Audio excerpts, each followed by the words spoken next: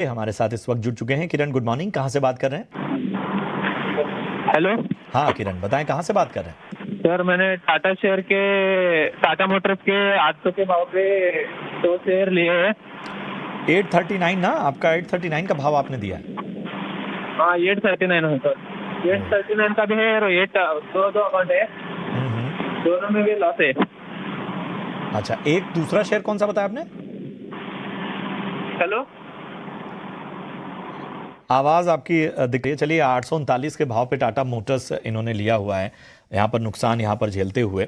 बताएं सचिन, क्या करना चाहिए? पूरे ऑटो पॉकेट में जो सेंटिमेंट है वो कुछ खास अच्छा दिख नहीं रहा है। पिछले 5 ट्रेडिंग सेशन में भी हम देखें तो टाटा मोटर्स लगभग 6% टूट चुका है। तो क्या रणनीति लेकर चलें? इनका भाव तो और ऊपर है, 839 का भाव पे इन्होंने एंट्री की हुई है। हाँ जी, बिल्कुल प्रशांत जी। एक ओवरऑल देखा जाए ऑटो सेक्टर में जो थोड़ा सा अंडर परफॉर्म करता हुआ नजर आ रहा है काफी लंबे समय से।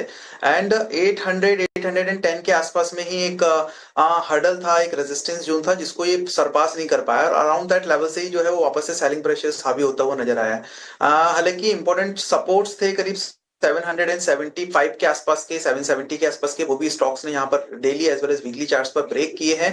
और अभी जो है स्ट्रक्चर वो फर्दर और वीक ही नजर आ रहा है। मुझे लग रहा है डाउन साइड में एक बार 670 के आसपास के जो इंपॉर्टेंट सपोर्ट्स जोन है वीकली चार्ट्स पर, वो लेवल्स को एक बार टेस्ट करता हुआ स्टॉक कमिंग डेज में नजर आ सकता है। सो यहाँ पर 680 तक के लेवल्स की पॉसिबिलिटीज है।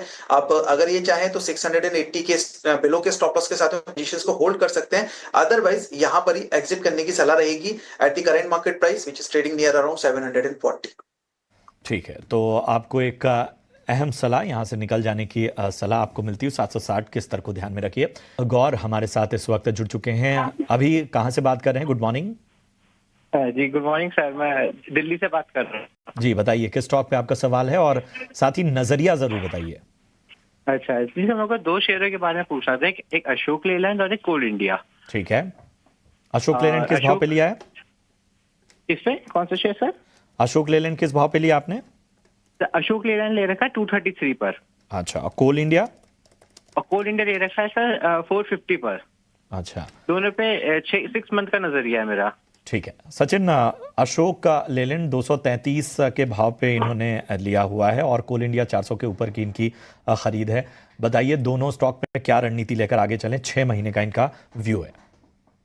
सबसे पहले बात करेंगे यहाँ पर अशोक लेलैंड की। प्रीवियस ट्रेडिंग सेशंस में एक अच्छे सपोर्ट्स टेस्ट करने के बाद में स्लाइड पुल बैक मोमेंटम हमें अशोक लेलैंड में देखने को मिला है। सपोर्ट्स रेंज थी नियर अराउंड 215 की। यहाँ पर प्रायर जो अपवर्ड मोमेंटम हमने देखा था करीब 200 से लेके 235 के आसपास में, उसका एक रिट्रेसमेंट अगर देखें तो 61.8% गोल्डन रेशियोज के आसपास से जो है वो मोमेंटम से यहाँ पर अप साइड में मूव करता हुआ और लाइक रिवर्स होता हुआ स्टॉक नजर आया है। तो यहाँ पर 6 महीने का इनका ओवरव्यू लाइक होल्डिंग पीरियड है। तो मुझे लगता है पोजीशंस को डेफिनेटली यहाँ पे होल्ड करना चाहिए।